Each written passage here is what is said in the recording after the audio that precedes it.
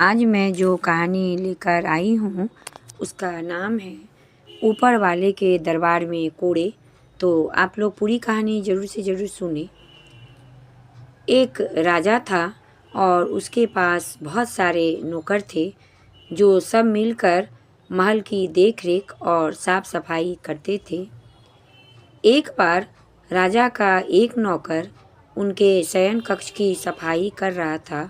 सफाई करते करते उसने राजा के पलंग को छूकर देखा तो उसे बहुत ही मुलायम लगा।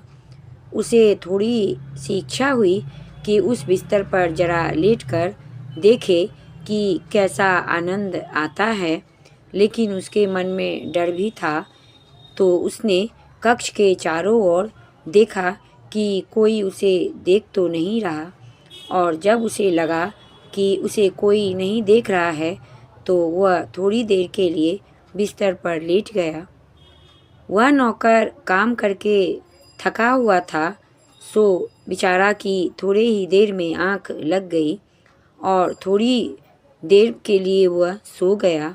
उसके सोए अभी मुश्किल से 5 मिनट हुए होंगे कि कक्ष के सामने से एक गुजरते प्रहरी की निगाह उसके ऊपर पड़ी।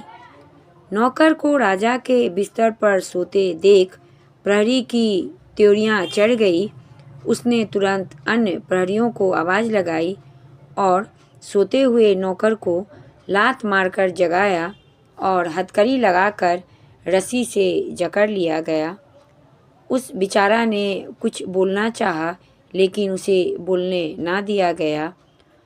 नौकर को पकड़कर राजा के दरबार तक खींच के लाया गया।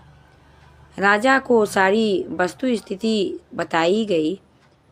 उस नौकर की हिमाकत को सुनकर राजा की भवें तन गई और वह अत्यंत क्रोधित हो गया और उसने कहा कि यह तो घोर अपराध किया है। उसे यह भी ना पता रहा कि वह एक नौकर है और वह राजा के बिस्तर पर सो गया। इसे तो भयंकर से भयंकर दंड दिया जाएगा। उसके बाद राजा ने कहा कि इसको करनी का फल मिलना ही चाहिए, और उसने कहा कि इस नौकर को 50 कोड़े बड़ी सभा में लगाए जाए। नौकर को बीच सभा में खड़ा किया और कोड़े लगने शुरू हो गए, लेकिन हर कोड़ा लगने के बाद नौकर हंसने लगता। जब 10-12 कोड़े लग चुके थे तब भी नौकर हंसता ही जा रहा था।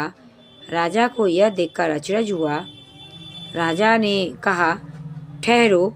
सुनते ही कोड़े लगाने वाले रुक गए और चुपचाप खड़े हो गए। राजा ने नौकर से पूछा, मुझे यह बताओ कि कोड़े लगने पर तो तुम्हें दर्द होना चाहिए, लेकिन तुम रोने की बजाय हंस रहे हो, ऐसा क्यों? नौकर ने कहा, हुजूर, मैं यूं ही हंस नहीं रहा हूँ। दर्द तो मुझे बहुत हो रहा है, लेकिन मैं यह सोचकर हंस रहा हूँ कि थोड़ी देर के लिए मैं आपके बिस्तर पर सो गया तो मुझे 50 कोड़े खाने पड़ रहे हैं।